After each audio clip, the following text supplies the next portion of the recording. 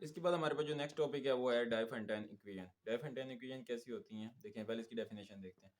इसकी डेफिनेशन क्या है कि हमारे पास एक फॉर्म है इक्वेशन की, द इक्वेशन इक्वेशन मेरे पास क्या है, A x plus B Y, ठीक है, और इज इक्वल टू सी। तो इस तरह की जो इक्वेशन होती हैं where where A B and C, ये मेरे पास क्या है, इंटीजर्स हैं, किससे बिलोंग करते हैं, जेड से, ठीक है। तो इस तरह की इक्वेशन को हम क्या कहते हैं, इज कॉल्ड इस लीनियर लीनियर डाइफेंटाइन इक्वेशन, ठीक है।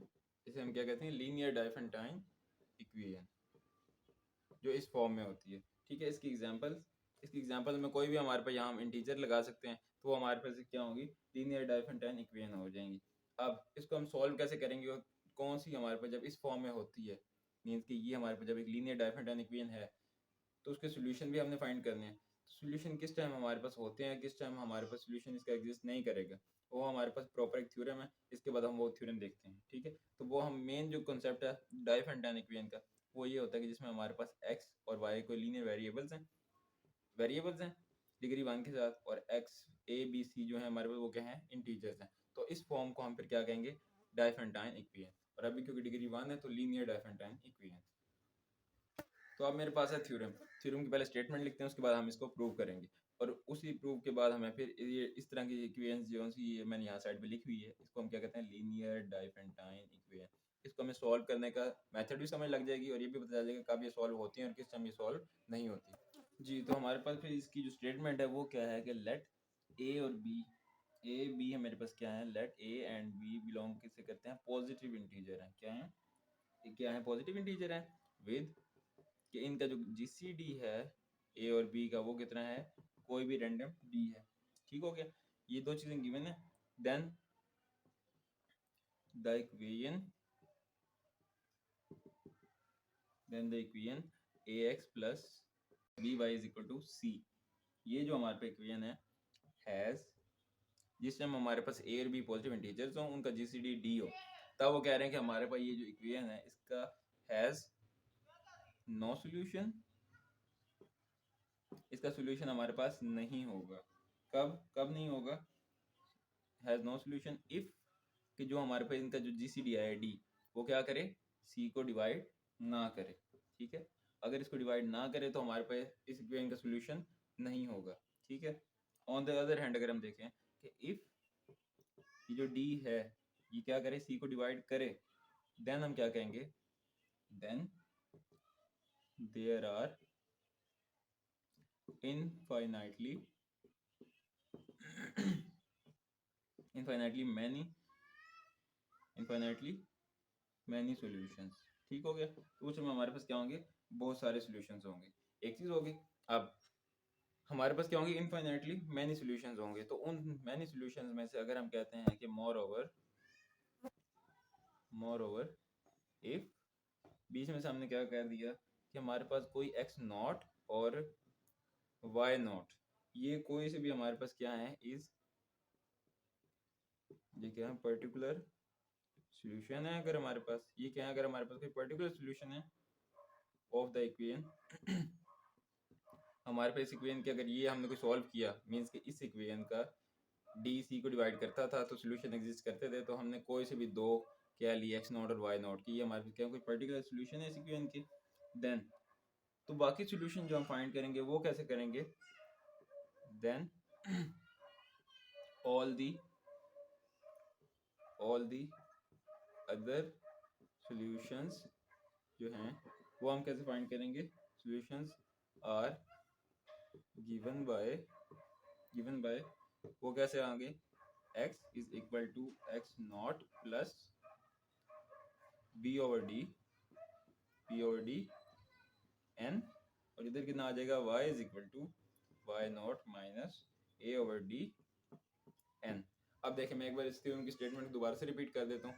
इसमें उन्होंने क्या कहा है कि हमारे पास लीनियर डाइफरेंटाइन इक्वेशन का तो आपको आइडिया हो जाना चाहिए कि वो किस फॉर्म की होगी। इसमें ए बी सी इंटीजर्स हैं, एक्स वाई, और ये एक जो ओवरऑल फॉर्म है A x plus B Y is equal to C, ये होती है लीनियर डाइफरेंटाइन इक्वेशन। अब हम क्या कह रहे हैं कि अगर ए और बी मेरे पास क्या पॉजिटिव इंटीजर्स हैं, उनका जीसीडी कितना है, डी, ठीक है। उस टाइम फिर हमारे पास इस तरह की कोई भी इक्वेशन का सोल्यूशन, अगर तो डी जो है वो सी को डिवाइड करता हो तब हमारे पास उसके सॉल्यूशंस एग्जिस्ट करेंगे, नहीं करता तो फिर सॉल्यूशन ही होगा। ठीक है, फिर सॉल्यूशन ही एग्जिस्ट नहीं करेगा। लेकिन अगर करता है तो फिर हमारे पास इनफाइनाइटली मैनी सॉल्यूशंस आएंगे। ठीक हो गया। अब उनमें से फर्ज कर दें कि हमने दो सॉल्यूशंस कह दिए कि एक्स वाई, एक्स नॉट और वाई नॉट हमारे पास दो सॉल्यूशंस हैं। ये हमारे पास एक पर्टिकुलर सॉल्यूशंस हैं इसी इक्वेशन की, ठीक है, ऑफ द इक्वेशन ये वाली। Then all the other solutions, फिर हम उनको मींस के हमारे पास दो सॉल्यूशंस आ गए, तो बाकी हम कैसे फाइंड करेंगे? तो हमारे पास एक जनरल उन्होंने बताई हुई है कि सॉल्यूशंस फाइंड करने के लिए, तो हमारे पास जो पर्टिकुलर सॉल्यूशन है एक्स नॉट वाई नॉट उनको इधर पुट करेंगे, बी भी है डी भी है, ए भी है और डी भी है। एन वेरी होता रहेगा, एन किधर जाएगा? एन हमारे पास वही 1 2 3 4 इसमें सो ऑन चलता जाएगा। तो हमारे पास इसके सॉल्यूशंस इनफाइनाइटली मैनी सॉल्यूशंस आते जाएंगे, ये इनफाइनाइटली है। ठीक हो गया। तो ये हमारे पास एक ओवरऑल थ्योरम की स्टेटमेंट थी। तो अब हमने क्या करना है, ये दो रिजल्ट जो हैं प्रूव करने हैं। ठीक है, तो अब हम इसका प्रूफ शुरू करते हैं। प्रूफ में हम क्या देखते हैं, ठीक है, प्रूफ शुरू कर रहे हैं।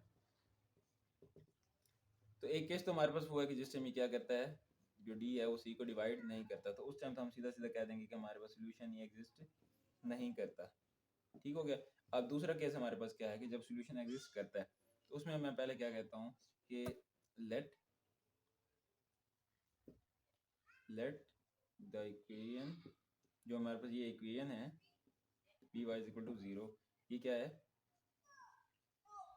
अभी हमने ऊपर क्या पढ़ा है, इसको हम कन्वर्सली भी देखेंगे। क्या उन्होंने क्या बात की कि अगर ये जो डी सी को डिवाइड करता है तो हमारे पास क्या होंगे, इनफाइनाइटली मैनी सॉल्यूशंस होंगे जब क्या होगा, डी सी को डिवाइड करेगा। इसी तरह अगर हमारे पास इनफाइनाइटली मैनी सॉल्यूशंस एग्जिस्ट करते हैं तो उस टाइम डी सी को डिवाइड करेगा। ये कन्वर्स में बात है।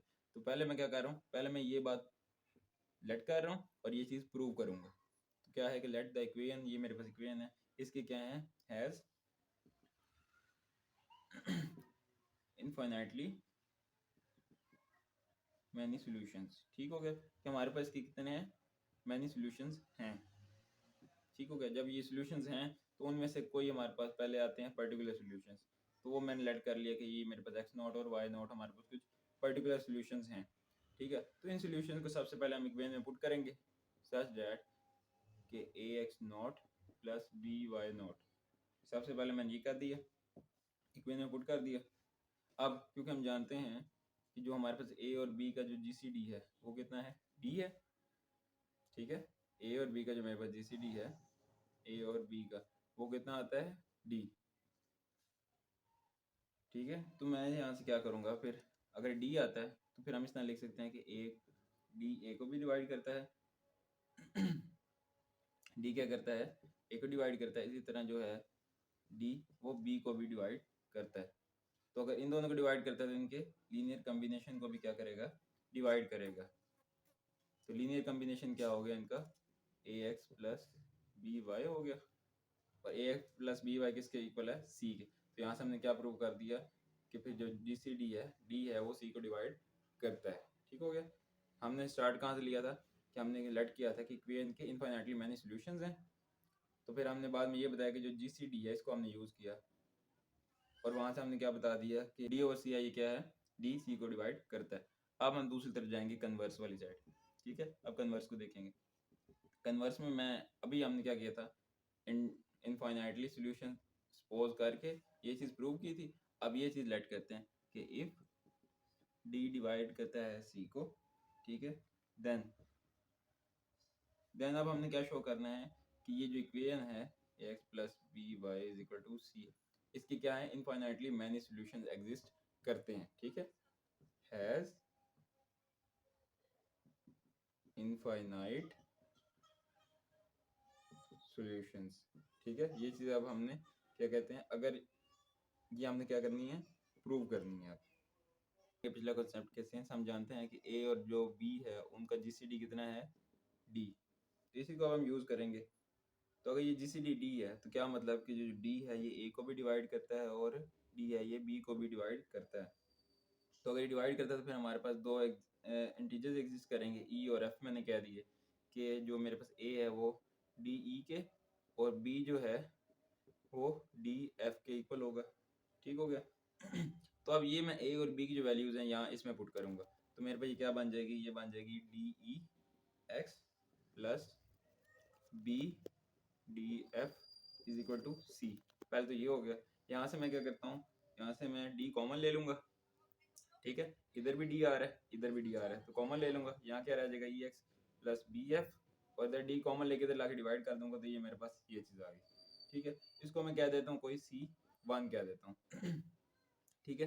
अब इसके बाद क्या करते हैं, अब मैं जानता हूँ कि जो ए है और बी है उनका जीसीडी कितना है, डी है, तो इसी कॉन्सेप्ट का मैं दोबारा यूज करूंगा। इसका क्या मतलब है, ये डी है, इसका मतलब ये है कि जो डी है वो ए को भी डिवाइड करता है और जो डी है ये बी को भी डिवाइड करता है, तो फिर डी इनके कम्बिनेशन को भी क्या करेगा, डिवाइड करेगा, ठीक हो गया।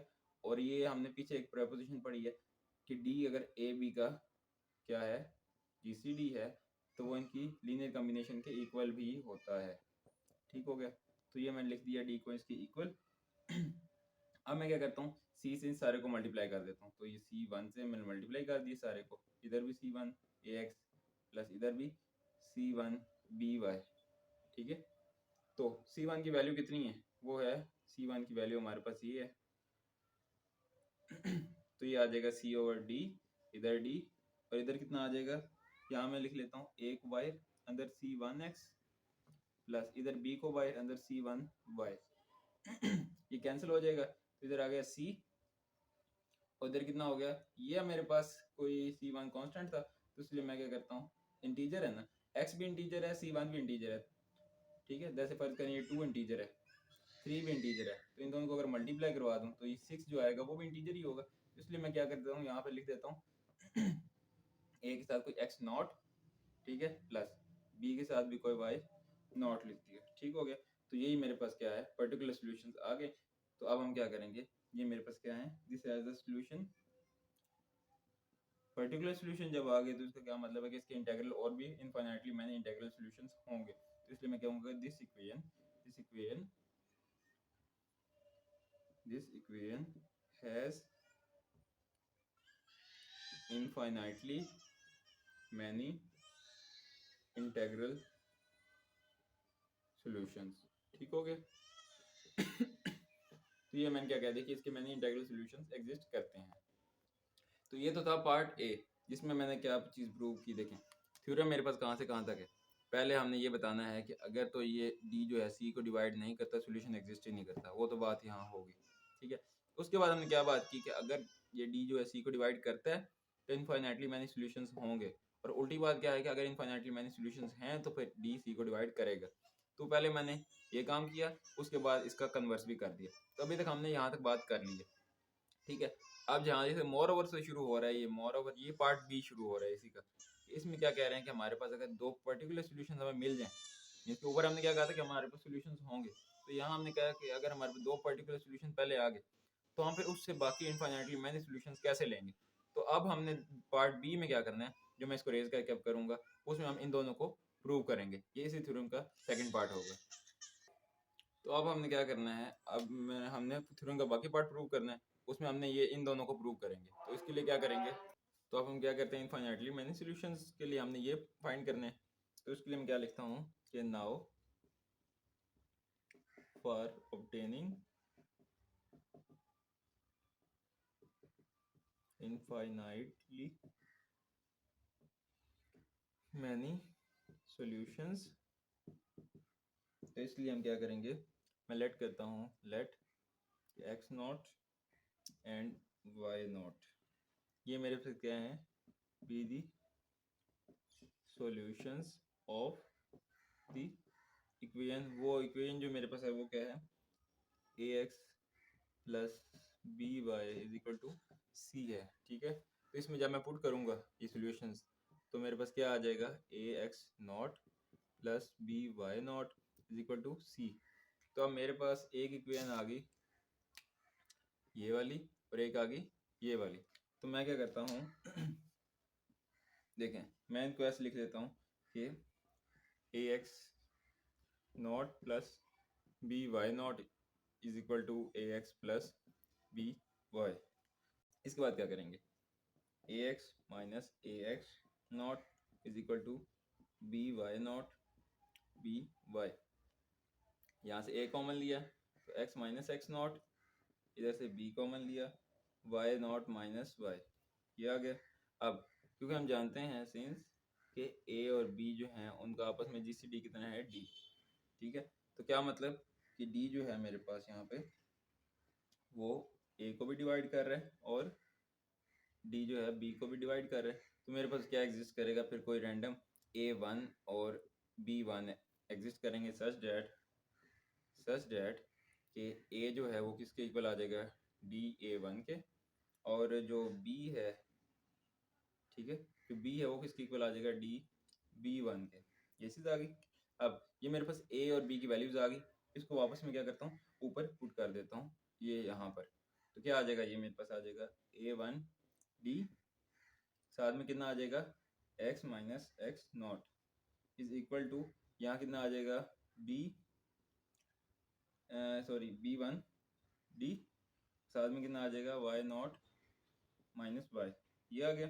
अब देखें जैसे मैं लिखता हूँ कि मेरे पास है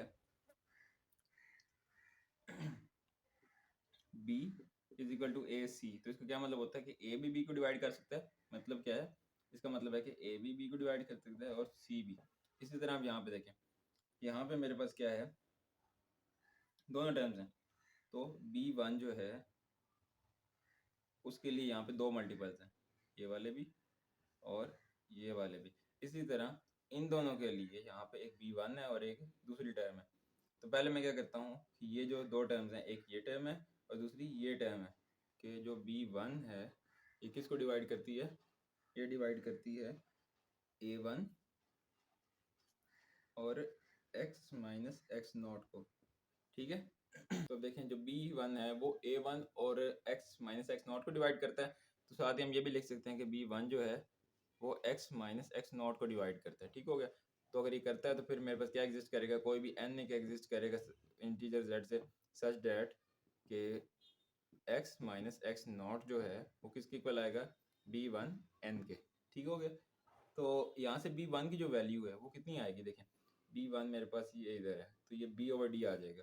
तो x minus X not is equal to B over D, ये आ जाएगा, साथ में कितना आ गया n। तो यहाँ से x की वैल्यू मेरे पास कितनी आ जाएगी, ये आ जाएगी x not plus B over D, साथ में आ गया n। तो ये मैंने एक सोल्यूशन तो फाइंड कर लिया, ठीक हो गया। अब उस रिलेशन को जो हमने यहाँ पे देखा है, इस रिलेशन को हम वापस दोबारा से यूज़ करते हैं, ठीक है। सॉरी इसको नहीं, इस वाले को, इसी को हम दोबारा यूज़ करेंगे। तो देखें पहले मैंने क्या किया था, जो B1 था वो इन दोनों को डिवाइड कर रहा था। अब मैं कहता हूँ कि A1 जो है वो इन दोनों को डिवाइड कर रहा है। तो अब मैं क्या लिखूँगा, अब मैं लिखूँगा कि A1 जो है वो किसको डिवाइड कर रहा है, वो B1 और y नॉट माइनस वाई इसको डिवाइड कर रहा है, ठीक है। इसको डिवाइड कर रहा है तो इस तरह इसको भी डिवाइड कर रहा है, ठीक हो गया इस तरह। तो फिर मेरे पास यहाँ पे भी क्या एग्जिस्ट करेगा, यहाँ एग्जिस्ट करेगा कोई भी एक रैंडम n जो z से बिलोंग कर रहा है। तो मैं यहाँ क्या लिखूँगा कि y naught minus Y is equal to A1 n, ठीक है। तो यहाँ पे क्या आ गया, A1 की वैल्यू है मेरे पास यहाँ पे ये है, तो वो कितनी आएगी y naught minus Y is equal to A over D, साथ में n। तो y की वैल्यू यहाँ से क्या आ जाएगी फिर, वो आ जाएगी y naught minus A over D multiple n। तो ये मैंने क्या कर लिया, ये मैंने फाइंड कर ली दूसरी, ठीक है। तो ये मैंने दोनों सॉल्यूशन इसके फाइंड कर लिए। तो ये मेरे पास था उसी थ्योरम का पार्ट बी, ठीक हो गया। तो इस तरीके से हम यहाँ पे डाइफेंटाइन इक्वेशन को यूज़ करेंगे और उसका ये सॉल्यूशन, इनको यूज़ करके हम इनके इनफाइनाइटली मैनी सॉल्यूशंस निकाल सकते हैं।